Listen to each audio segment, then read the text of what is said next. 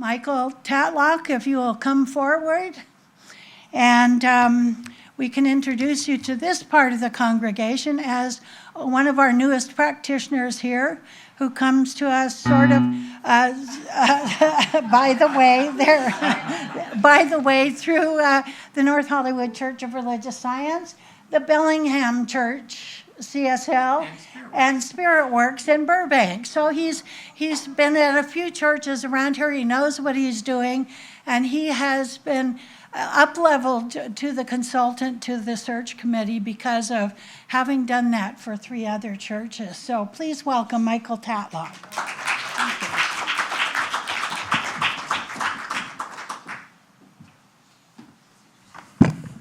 Hi, everyone. How are you?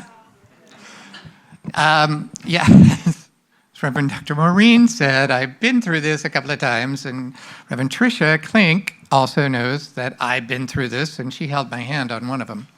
I'm brand new here, and it was sort of an interesting aspect that when we were deciding to move over, my husband and I, we had a lovely conversation with Reverend Mike, and we had this hour-long conversation, talked a lot and everything like that, and then all of a sudden at the end of the conversation, he goes, oh, by the way, I'm retiring at the end of January. And so both Tim, my husband, and I just sort of went, oh, okay, good. And so we went out to the car, sat in the car. My husband looks at me and goes, are you ready to go through this again? So this is the 4th time I will have gone through a senior minister search. The most recent one was up in Bellingham, Washington, where I was there for 3.5 years. And we did a process that CSL, the Home Office, sort of prescribed. And there's certain aspects to this process that I'm going to give you an overview about. And so, ooh, look. So, phase 1, I call it the conscious pause, because what happens is that when the old senior minister leaves and or retires, as Reverend Mike has done, a void is created, a space, and that space needs to be filled. And so there's a pause that happens. Nothing's the same. We have guest speakers all the time right now, you know, and so we fill that space. And you have an amazing amount of practitioners and ministers here that are holding that spiritual space for you to fill. So, and it's part of the transition. And the lovely part of this transition is that you all are the ones who get to fill it. And you've already started the process. The forms that Reverend Dr. Maureen spoke about, you filled those out. These are the qualities I want in a new minister. You know, I want a sense of humor. I want, a wonderful teacher. I want him to be blonde. I want her to be brunette. I want a redhead. Who knows? Those are all qualities, right? And you've already started listing them. But the other part of this process is that you get to honor the past that you've just come through, and you get to express and welcome the future. And you get to express into this void that's been created what it is you want as a community. And so it's those wishes, those desires, redhead, blonde, brunette, I don't know what it is. But you have already started defining that. And so the void is now being filled by you. It's being held by the ministers and practitioners here, but it's being filled by you. And the specifics of this process are still evolving, and how the community engages in a large part in creating that overall vision. Because what happens next is you're beginning to build a bridge. and it's a bridge from the old to the new. That's the metaphor I like to use. And so Home Office defines that bridge as an open pulpit.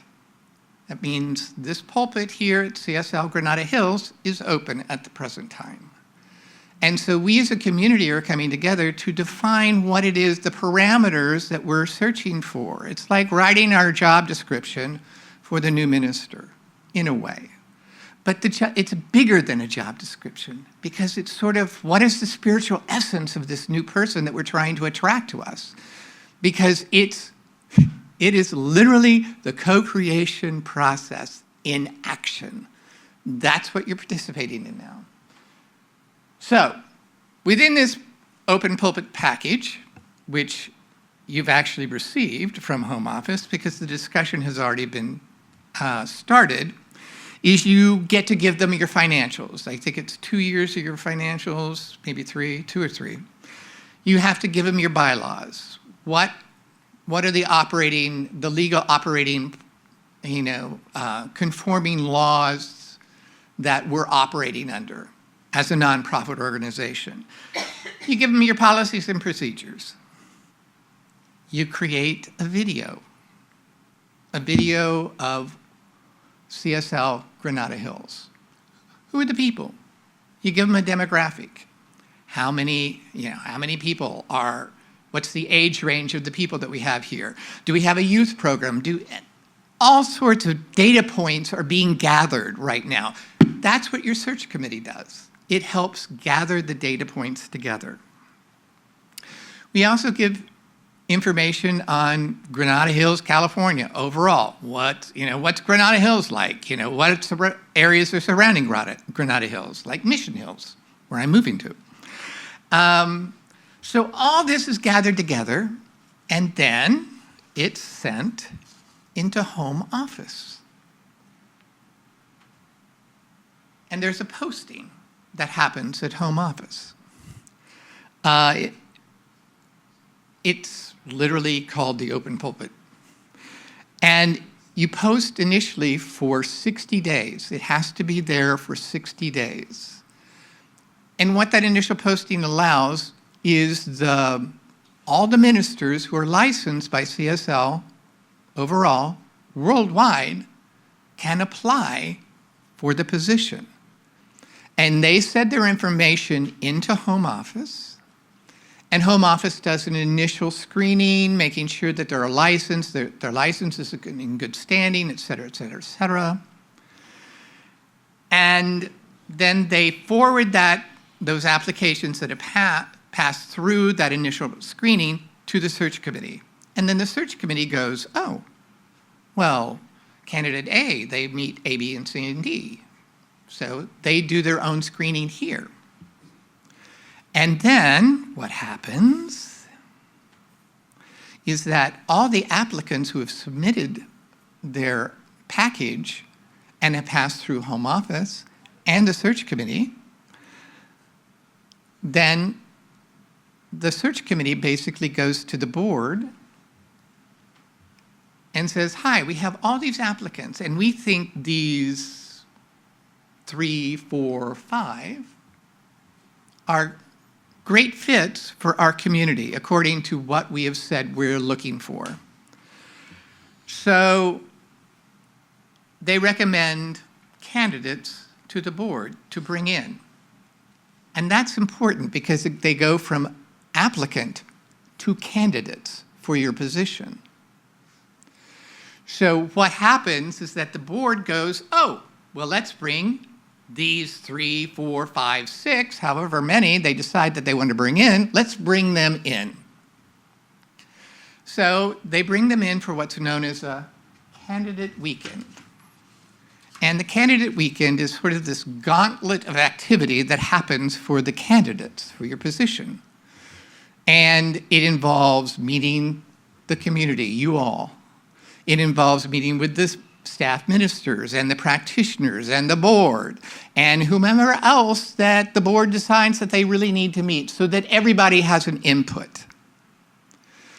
So The reason the board has to do this is that there could be a financial reason to bring them in if they're not here locally. If they're out of town, the board has to decide whether we're going to spend the money to bring them in for the candidating weekend.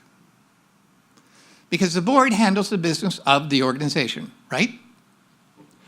So, all the way through the candidating weekend, the community is evaluating. There are forms that you get to fill out. You get to, they're going to give a Sunday talk, like Dr. Maureen and I did today. And you get to rank them, 1 through 5. You have all sorts of data input along the way that you as the community are giving to the board and to the search committee to make a final decision. They will give a workshop afterwards so you can see how they handle themselves in an educational manner, because education is a huge part of our organization. So once that's done, you move from candidate to selecting the candidate. And that happens at a general meeting. Now, you're having an annual general meeting, which you always have to have by law, but this is a special meeting to decide who your next candidate, who your next senior minister is going to be. Generally what happens, and I'll just use Bellingham as an example. Bellingham, they brought in 3 people. So that was 3 weekends. So an entire month was taken up by candidating. And 2 of those people had to come in from out of town. So they had to be flown in, they had to be put up, they had to be fed, and then they went through the process, the candidating weekend that we just talked about. So let's say you bring a candidate in and the community decides, you know what? We need to go back out and post again because it doesn't feel right. We haven't found the right one. They haven't landed yet. Then you go back out and you post again. Or you decide to hire them. We loved candidate D. They were amazing. Let's bring them on as our senior minister. So what happens? The board will step in and do the negotiation. They are issued what's known as a letter of call. And there's a variety of different elements within the letter of call, but it's like a contract for employment. And the board and the candidate negotiate all the terms of it. If they're out of town, are you going to pay for me moving in? Are you going to do, whatever? All those individual elements are managed and negotiated by the board. Then, once the formal letter of call is issued by the board, let's go back. You have a new senior minister. That's the process. So where are you right now? You're in phase 1. And you're actually sort of working on phase 2 at the same time. Those 2 can actually happen simultaneously because you're gathering data. And then phase 3, you post the open pulpit. 60 days minimum. If you haven't found anybody within that initial 60 days, you can extend it, but it has to be done. The initial posting is always 60 days. Phase 4, candidate weekends. You bring 2, 3, you're going to have, 2 weekends, taken up by, or more, taken up by candidates. Then the community informs the board which one they're interested in. Letter of call is negotiated, and you move through. Questions? Was it clear as mud? Was it fun? It's a fun process, you guys. Oh, come on. This is fun. I should know. I've done it 4 times, but and it really is fun. And the lovely thing about it is sort of what I talked about in the first service, is that The exciting part is that you all get to choose. You all get to determine what it is and who it is that you want to bring in. This is driven by the community. It's not driven by the ministers. It's not driven by the practitioners. It's driven by you. You have the buy-in. You are the voice of the community because you are the community. And you're wanting to create and co-create who it is you want to bring in. You're in the most exciting part of this, and it only gets better from here. So whatever fears and trepidations and anxiety you might have, put them away. Or go talk to a practitioner or one of the staff ministers here. They'll help you. And the other part of this is that the board, staff ministers and the practitioners have embraced the idea of a radical transparency so that you will know what's going on each step of the way, so that you will be informed. And if you have questions at any point in any one of those phases that we talked about, talk to a minister, talk to a practitioner, talk to a board member. They're here to help alleviate your fear and get you answers. And if they don't know, they'll walk and find out. They'll go to somebody and find out. We're here for you because you all are the ones who are driving the bus, so to speak. All right? Thank you.